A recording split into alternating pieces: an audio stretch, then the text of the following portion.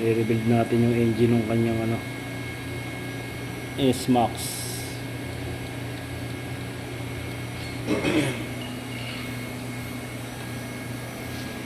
Dami na rin kama nitong makina. Ito pala, may pintura ako pala dito. I-repaint mo itong tambucho ha. Ito. Lihain mo lang to. Tapos ipatungan mo lang ng pintura, okay na. Tapos ito pa palang throttle body. Itong manifold na to. Sama to sa lilinisan. Ito, pwede natin na ikabit ito sensor nya. Ito. Ano bang kulang?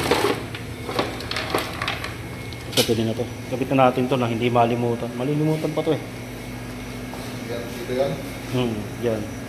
Dito sa gilid. Dito. Sensor nya to eh. Ito. Ano ba ito? Pasisiritan lang ang binili natin?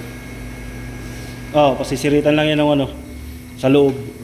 Yung cleaner natin. Diyan, ayan oh.